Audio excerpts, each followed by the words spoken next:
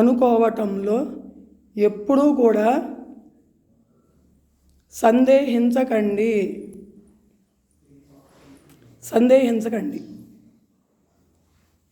మీకు ధైర్యం వస్తుందా నా గురువు అని చెప్పుకోవడానికి? బాధ కలుగుతుందా?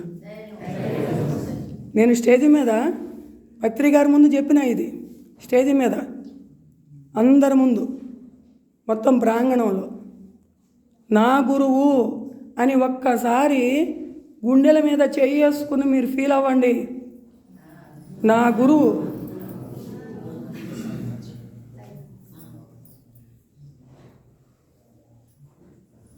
ఎంత హాయిగా ఉందండి. నాకే సొంతం నా గురువు. అట్లాగే ప్రతి ఒక్కడికి నా గురువు అనుకున్నప్పుడు మీ సొంతం అయిపోతాడు.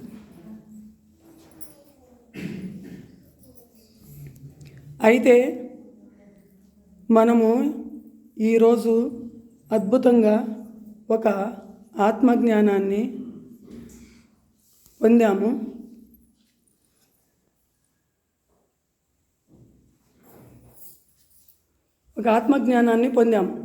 ఇప్పటి వరకు మనం చాలా విషయాల గురించి మాట్లాడుకున్నాము, అవునా కాదండి? ఎన్నో విషయాలు మీకు ఇంతకు ముందు తెలియనివి కూడా ఇప్పుడు మీరు కొన్ని తెలుసుకోవటము జరిగిందా లేదా? అది అంటే మనం అన్నిటికన్నా గొప్ప విషయము ఒకటి తెలుసుకున్నాము. కృష్ణుడు ఏమిటి? గోపికలు ఎవరు? అంశాత్మలం మనమే. అష్టభార్యలు ఎవరు?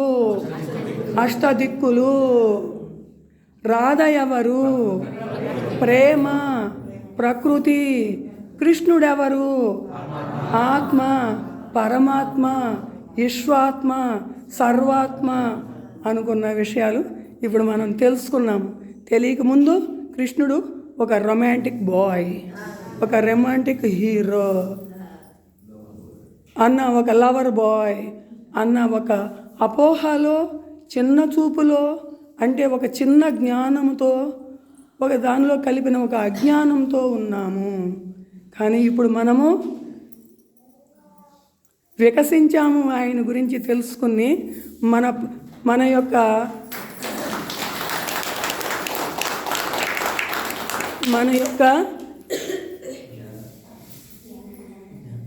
యొక్క మైండ్ కూడా ఇప్పుడు ఆయన పట్ల ఒక వికాసం చెందింది అన్నమాట. మరి ఇలాంటి గొప్ప గొప్ప విషయాలు మనకి ఎక్కడ దొరుకుతాయండి? కేవలము సత్సంగములోనే దొరుకుతాయి. ఇది సత్సంగము అంటే సత్యము గురించి మాట్లాడుకునే సంఘము. ఇప్పుడు మీకు ఒక విషయము చెప్పాను, దాని గురించి మీ అభిప్రాయం నేను ఇప్పుడు అడుగుతున్నాను.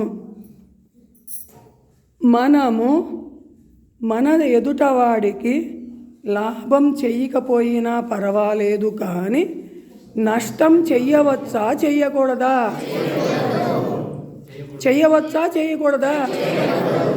చెయ్యకూడదు అని మీరు డిసైడ్ చేశారు. ఓకే. ఇంకొక విషయం అడుగుతా.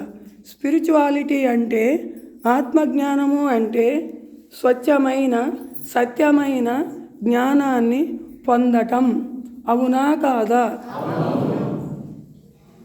అవునా కాదా?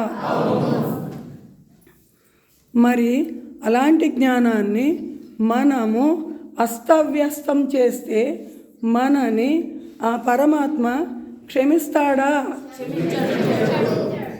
మరి క్షమించడు. కాబట్టి మనము ఆ పనిని సరిగా చెయ్యాలా వద్దా?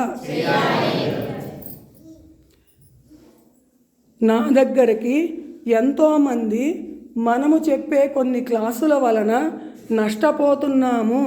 నష్టపోయాము, మాకు చాలా కష్టం అయ్యింది, మేము చాలా కష్టాలు పడ్డాము, డిప్రెషన్స్ అయ్యాము అని చెప్పడమే కాకుండా నా ద్వారా, అంటే ఆది వరలక్ష్మి అనే నా ద్వారా ఎంతోమంది ఇబ్బంది పడి వాళ్ళ బాధలను చెప్పుకుని వాళ్ళు మళ్ళీ తిరిగి స్వస్థత పొందటం జరిగింది. ఆ క్లాసులు ఏంటి అని అంటే గుడాకేశ. గుడాకేశ అనే క్లాసుల వలన నిద్రని జయించటం అనే క్లాసులు పెట్టడం వలన ఎంతోమంది ఎన్నో రకాలుగా ఆరోగ్య సమస్యలకి గురయ్యి వాళ్ళు ఆరోగ్యాన్ని పాడు చేసుకుని చాలా సఫర్ అవటం జరిగింది. నా కళ్ళతో నేను చూశాను, నా ఆత్మతో నేను వాళ్ళకి పని చేశాను, నా జ్ఞానంతో వాళ్ళకి జ్ఞానాన్ని ఇచ్చాను, వాళ్ళు తిరిగి స్వస్థత పొందారు. మనము జ్ఞానాన్నే ఇవ్వాలి తప్ప అజ్ఞానాన్ని పెంచకూడదు అన్నది నా యొక్క అభిప్రాయము. మరి మీ అభిప్రాయాన్ని నేను ఇప్పుడు కనుక్కుంటున్నాను. జ్ఞానాన్ని పెంచాలా, అజ్ఞానాన్ని పెంచాలా?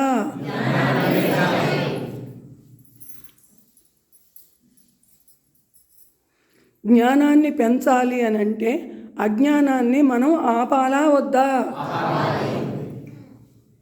గుడాకేశ క్లాసులు నిద్రని జయించటము అని పెట్టారు కాబట్టి నిద్రని ఎవడికి వాడుగా, వాడి యోగముతో, వాడి యొక్క స్థితితో వాడు ఆ స్థితికి చేరుకుంటే అది స్వయంగా పొందేది తప్ప ఒకళ్ళు చేసేదా?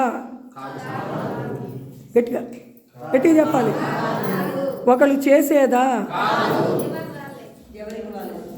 ఆత్మజ్ఞానము అనేది ఎవరైనా ఇచ్చేది, కానీ అజ్ఞానము మనం తీసేసేదా, వాళ్ళంతట వాళ్ళు తీసుకునేదా? వాళ్ళంతట వాళ్ళు తీసుకునేది అంటున్నారు. అంటే జ్ఞానము ఉంటే అజ్ఞానము తొలగిపోద్దా లేదా? గుడాకేశ అనే జ్ఞానము మనము ప్రతి ఒక్కరిని గుడాకేశ చేసి కూర్చోబెట్టడం అనేది సత్యమా అసత్యమా?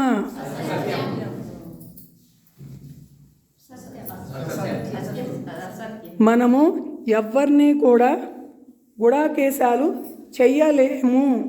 చెయ్యగలమా? చెయ్యలేమా? చెయ్యలేము. ఒకవేళ చెయ్యగలను నేను అనుకుంటే అది జ్ఞానమా అజ్ఞానమా? దీన్ని మీరు ఖండిస్తున్నారా, ఎంకరేజ్ చేస్తున్నారా? గట్టిగా చెప్పాలి. ఖండిస్తున్నారా? ఖండిస్తున్నారా? ఇది మీ అందరి యొక్క అభిప్రాయమా కాదా? మీ అందరి యొక్క అభిప్రాయము ఇది. ఇది మీరు యూత్, మీకు ఇది చాలా హాస్యాస్పదంగా ఉందా, లేకపోతే ఇది న్యాచురల్గా ఉందా? ఇది చాలా హాస్యాస్పదంగా ఉంది.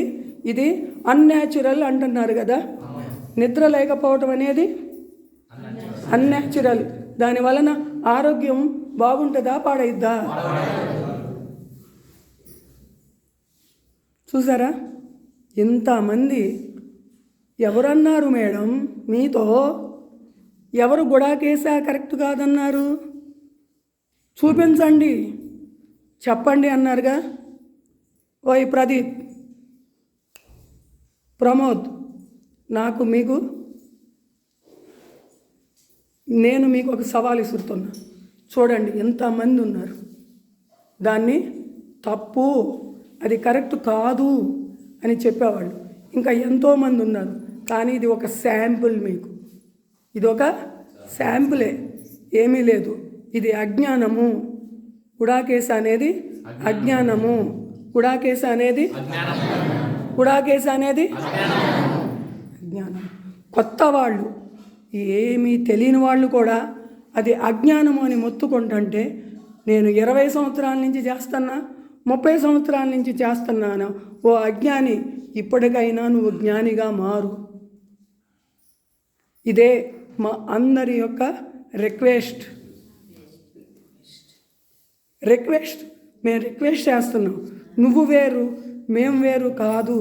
మనమంతా ఒక కుటుంబము, మనమంతా ఒక కుటుంబ సభ్యులము.